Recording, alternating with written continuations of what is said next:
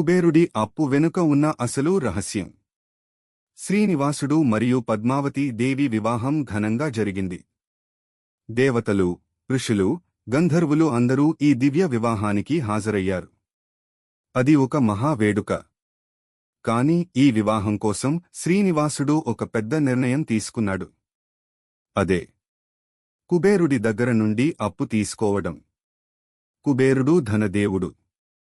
ఆయన దగ్గర అపారమైన సంపద ఉంది. శ్రీనివాసుడు వివాహం ఘనంగా జరగాలంటే చాలా ధనం అవసరం అని భావించాడు. అందుకే కుబేరుడి దగ్గరకు వెళ్లి అప్పు తీసుకున్నాడు. కుబేరుడు కూడా అంగీకరించాడు. కాని ఒక షరతు పెట్టాడు. కలియుగం అంతా ఈ అప్పు తిరిగి చెల్లించాలి అని అన్నాడు. శ్రీనివాసుడు ఆ షరతుకు ఒప్పుకున్నాడు. ఈ అప్పు సాధారణ అప్పు కాదు. ఇది ఒక దివ్య ఒప్పందం. అప్పటినుండి ఒక విశ్వాసం ప్రారంభమైంది. ఇప్పటికీ తిరుమలలో భక్తులు డబ్బు సమర్పించడం ఈ కుబేరుడి అప్పును తీర్చడమే అని నమ్ముతారు. హుండీలో వేసే ప్రతి రూపాయి ఒక భక్తి యొక్క చిహ్నం. అది దేవుడిపై ఉన్న విశ్వాసం. అది మన కృతజ్ఞత. కాని ఇక్కడ ఒక లోతైన అర్థం ఉంది. దేవుడికి నిజంగా డబ్బు అవసరమా? లేదు. అయితే ఎందుకు ఈ అప్పు కథ?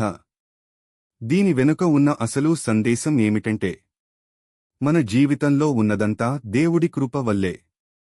మన సంపాదన, మన విజయం, మన జీవితం ఇవన్నీ దేవుడి వరాలు.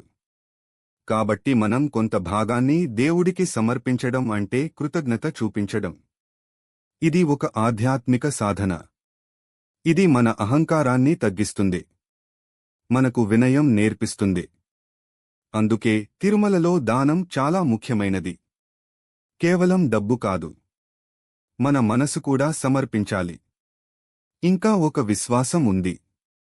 శ్రీ వెంకటేశ్వర స్వామి ఇంకా కుబేరుడి అప్పు తీర్చుకుంటూనే ఉన్నాడు. అందుకే భక్తులు సహాయం చేస్తున్నారని భావిస్తారు. ఇది భక్తి మరియు దేవుడి మధ్య ఉన్న ఒక అందమైన సంబంధం. అందుకే తిరుమల ప్రపంచంలోనే అత్యంత ధనవంతమైన ఆలయాల్లో ఒకటిగా ఉంది. కానీ అది కేవలం సంపద వల్ల కాదు.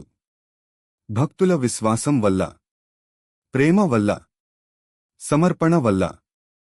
కాని ఇంకా ఒక ప్రశ్న ఉంది. శ్రీ వెంకటేశ్వర స్వామి ఎందుకు కలియుగంలో అత్యంత శక్తివంతమైన దేవుడిగా భావిస్తారు?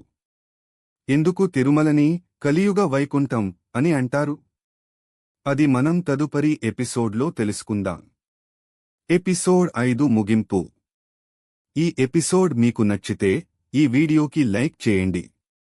గోవింద గోవింద అని కామెంట్ చేయండి. మరియు తదుపరి భాగం కోసం మా ఛానల్ను సబ్స్క్రైబ్ చేయండి.